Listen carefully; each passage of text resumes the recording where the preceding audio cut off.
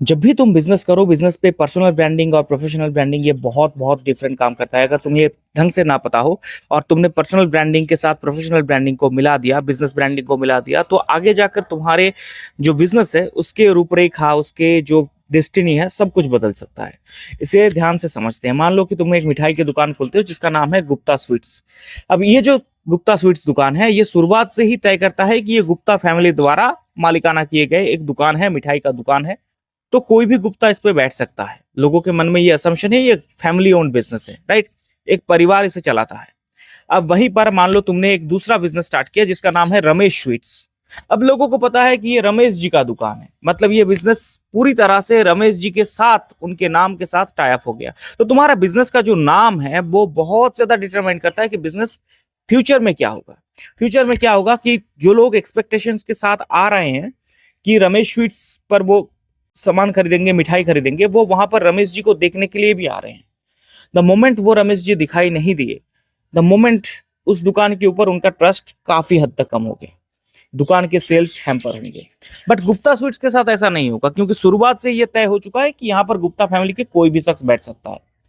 तो बाप के दुकान पे बेटा बैठ सकता है, बाप के दुकान पे चाचा बैठ सकता है, कोई भी बैठ सकता है, फर्क नहीं पड़ता, क्योंकि वो गुप्ता फैमिली के बिजनेस है। या तक कि कोई एम्प्लॉय भी बैठ सकता है, कोई अलग से डिफरेंट मैनेजर भी बैठ सकता है। बट रमेश स्वीट्स के साथ ऐसा नहीं होगा। कोई भी आरोप अगर रमेश पर लग गया तो उसके दुकान को उसके लिए हैम्पर करनी पड़ेगी। मान लो कि किसी कंट्रोवर्सी में अगर रमेश जी फंस जाते हैं, किसी वजह से रमेश जी की पर्सनल ब्रांडिंग को कोई नुकसान पहुंचता है, तो उनके बिजनेस को भी नुकसान पहुंचेगा। पर गुप्ता फैमिली के साथ ऐसा नहीं होगा। गुप्ता फैमिली के कोई एक बच्चा मान लो कि अगर बिगड़ गया, स्पॉइल्ड ब्रैट हो गया, तो उससे Gupta business, overall Gupta sweets पर उसका कुछ खास इंपैक्ट होगा नहीं। बस सिवाय लोग आकर कुछ थोड़ी बहुत बातचीत करेंगे इस बारे में, जैसे आमतौर पर समाज में होती है, लेकिन बिजनेस पर उसका इंपैक्ट नहीं आएगा, बिजनेस पर उसका कोई असर नहीं आएगा। ये आमतौर पर दो डिफरेंट चीज होती है जब तुम प्रोफेशनल ब्रांडिंग और पर्सनल ब्रांडिंग को डिफरेंट कर पाते हो, ठीक है। जैसे मान लो मेरा ये जो चैनल है, अगर मैं इस चैनल को प्रोफेशनल ब्रांडिंग के जगह पर पर्सनल ब्रांडिंग कर देता, तो इस चैनल पे मैं फ्यूचर में अगर कोई एम्प्लॉय हायर करता हूं, क्योंकि ये चैनल एक स्टार्टअप की तरह ही है, छोटा सा ही सही पर स्टार्टअप की तरह ही है, एक बिजनेस की तरह है। फ्यूचर में ये चैनल ग्रो होगा। जब ये चैनल ग्रो होगा, जब ये चैनल स्केल अप होगा, मान लो कि 1 साल, 1.5 साल, 2 साल बाद, जब ये चैनल एक प्रॉपर बिजनेस की जगह पर पहुंचेगा, तब मैं लोगों को हायर कर सकता हूँ, प्रॉपरली हायर कर सकता हूँ, जो मुझसे ज्यादा टैलेंटेड है, जो मुझसे ज्यादा बेहतर तरीके से कैमरे के सामने बोल सकते हैं, जो मुझसे बेहतर तरीके से प्रेजेंटेशन कर सकते हैं, जो मेरी बिजनेस के लिए इंपॉर्टेंट शख्स है। अब इन लोगों को चाहिए काम, मुझे चाहिए ऐसे शख्स, तो हम दोनों में आपस में ट्रांजैक्शन हो गया, मैं उन्हें यहाँ पर हायर कर सकता हूँ। अब क्योंकि ये चैनल मेरे नाम से नहीं है, तो तुम्हें इससे कोई फर्क नहीं पड़ने वाला, कहीं से भी फर्क नहीं पड़ने वाला, क्योंकि तुम्हें पता है कि यहाँ पर ये जो चैनल है ये बेसिकली एक ब्रांड चैनल है। तो कोई भी यहाँ पर आ सकता है। जैसे मान लो कि सौरभ द्विवेदी जी ललन टॉप पर काम करते थे, या फिर रवीश कुमार जी एनडीटीवी पर काम करते थे, दोनों चले गए, पर एनडीटीवी ब्रांड रहा, ललन टॉप ब्रांड भी रहा, उससे ब्रांड को कोई खास नुकसान नहीं पहुंचा, right. But at the same time मान लो कि Saurabh Dwivedi official YouTube channel है और वहां से सौरभ द्विवेदी चले गए, just imagine what will happen. तुम वहां पर कोई और शख्स को मान ही नहीं सकते, कोई और शख्स आकर तुम्हें बता रहा है, ये तुम सहन ही नहीं कर सकते। सो दोनों बिजनेस डिफरेंट तरीके से काम कर रहा है, दोनों ही यूट्यूब चैनल है, दोनों ही खबरों पर काम कर रही है, दोनों शायद सेम पर्सनैलिटी के साथ अटैच्ड है। हो सकता है द्विवेदी जी, मान लो कि सौरभ द्विवेदी ऑफिशियल नाम का एक यूट्यूब चैनल है जहां पर द्विवेदी जी काम करते हैं, वहां पर सौरभ द्विवेदी जी ललन टॉप पर भी काम करते हैं, राइट।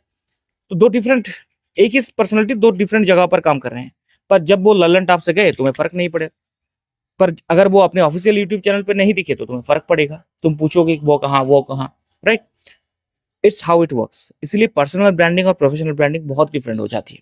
अब पर्सनल ब्रांडिंग के फायदे हैं। मान लो कि इस चैनल पर अगर मेरी पर्सनल ब्रांडिंग है, तो मैं किसी भी मुद्दे पर यहाँ पर बात कर सकता हूँ, किसी भी टॉपिक पर यहाँ पर बात कर सकता हूँ, मुझे कोई फर्क नहीं पड़ता। मैं सोशल टॉपिक पर भी बात कर सकता हूँ, क्योंकि ये मेरे पर्सनल ब्रांडिंग है। तुम्हें पता है कि मैं एक heavily opinion based controversial statement भी रख सकता हूं अगर मुझे लगा कि ये सोसाइटी के इस मुद्दे पर मुझे बात करनी चाहिए, क्योंकि वो मेरी एक क्रिएटिविटी की साइड भी है।